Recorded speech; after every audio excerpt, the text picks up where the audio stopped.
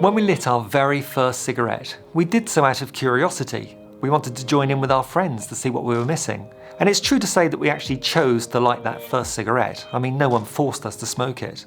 But I don't think we ever made the choice to become a smoker for life, smoking all day, every day, for the rest of our lives, finding it very difficult to quit. You need to start looking at cigarettes as they truly are. Stop looking through the rose-coloured spectacles and the brainwashed perception of cigarettes that society and the tobacco industry has taught you to believe. The humble cigarette is actually a piece of high technology. It's a sophisticated mechanism designed by the tobacco industry to actually get you hooked in the first place and to keep you hooked. And to keep you hooked for as much of your life as they can, spending out a fortune to get your precious drug. Smokers don't smoke because they choose to smoke any more than heroin addicts take heroin because they choose to take heroin. When does a heroin addict choose to become an addict? When does an alcoholic choose to become an alcoholic? You didn't choose to become a smoker for life, you just got lured into a trap by the nicotine, by the cigarettes themselves. This trap is designed to hook you and to keep you trapped for the rest of your life until you make a conscious decision to escape. Sometimes smokers that are caught in the trap try to rationalise their behaviour by saying things like, "I've got an addictive personality."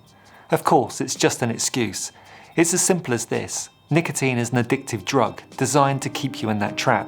We overcomplicate it. It's as simple as that. Drugs are addictive and are designed to be that way. I know that for a fact myself because I was in that trap and I managed to break free. Once you understand the whole nature of how the trap works, then you'll know how to get free. It's very simple once you know how, but you do need to understand the mechanism of the trap. From the day we're born, we're subjected to massive brainwashing about how smoking helps us to relax and to handle stress, to concentrate and to relieve boredom.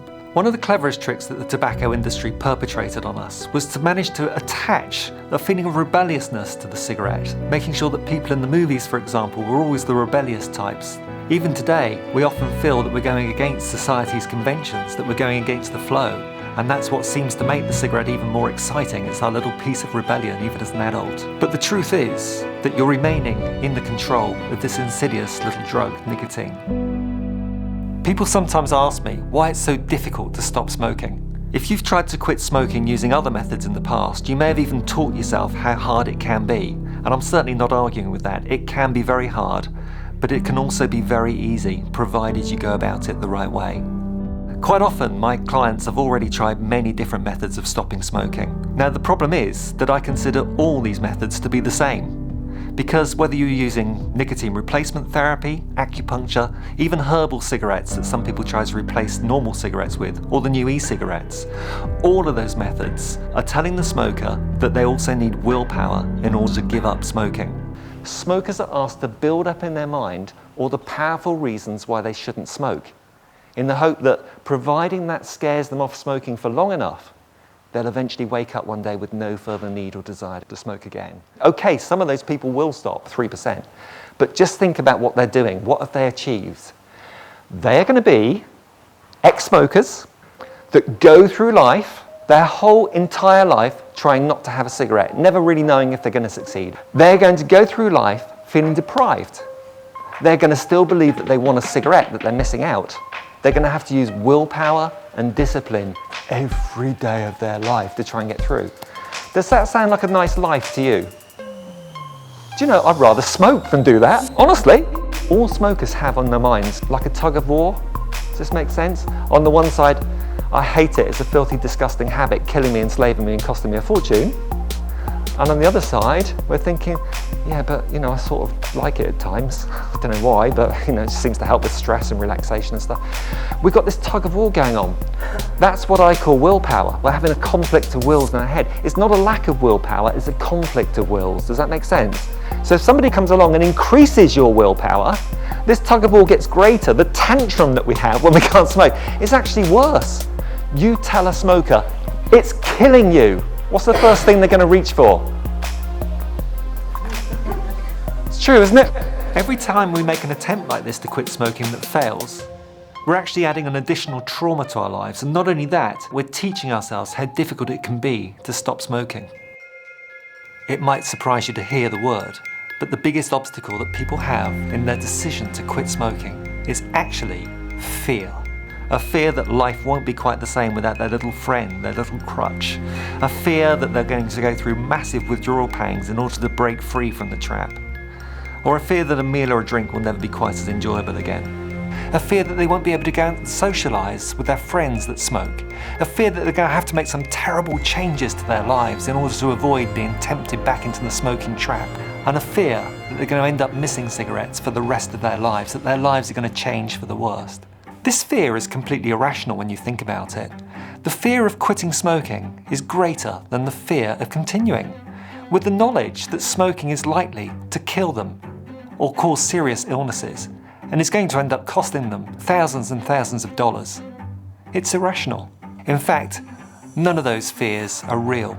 They're all illusions. There's no need to fear any of those things, because there is a very easy way to stop smoking that means that you won't suffer any cravings, that you won't miss cigarettes, that you won't have to change any aspect of your life unless you want to. Many smokers wonder, when is the right time to quit? Quite often you hear them saying, I'll put it off until after my holiday or until after this or that event. Well, the reason they do this, the reason they procrastinate, is because they think they're going to go through a painful period of suffering when they stop smoking, because they've tried the wrong methods or gone about stopping smoking the wrong way. If I could show them a very easy way to stop smoking, then perhaps you'd realise that the right time to quit smoking is now, today. If I can assure you that your life will continue as normal and that you'll have no problems at all in adapting to your newfound status as a non-smoker, then why put it off? Why not do it now? Because you've smoked for so many years doesn't necessarily mean that you understand how to stop or that you understand the nature of nicotine addiction itself. If you drive a car for many years, it doesn't necessarily mean you understand what's going on under the bonnet. If anything goes wrong with the car, you're not necessarily the best person to fix it. It's best to take it to a mechanic who knows what they're doing. I'm your mechanic during this program, so I'm going to solve your problems for you because I understand the nature of the nicotine trap. The aim of the online program is not just to help you stop smoking, but to ensure that you do so easily, painlessly, without suffering withdrawal pangs, cravings, without putting on weight, and actually enjoying the whole process and never having the slightest temptation ever to smoke again.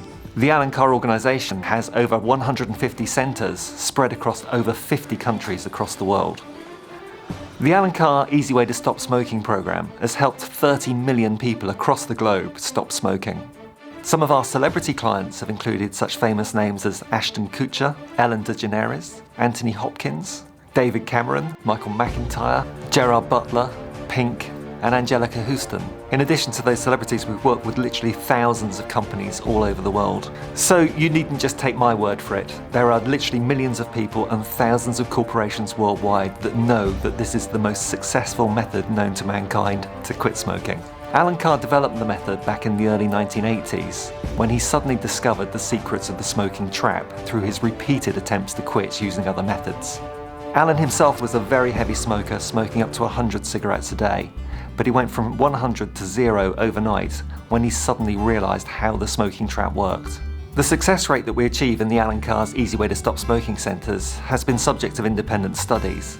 A study from the University of Vienna has suggested that the majority of our clients are still absolutely smoke-free 3 years after attending just one session at the clinics. I'm sure it can work for you too. There's nothing to really learn or to remember. It's really just a series of steps that I'm going to be asking you to follow.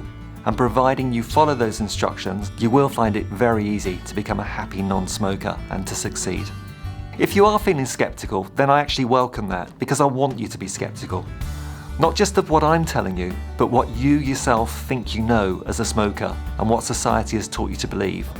During the course of this online session, we're going to be throwing a few balls up in the air, and I absolutely promise you that by the time you finish this online course, you will not see cigarettes in quite the same way as you're seeing them right now.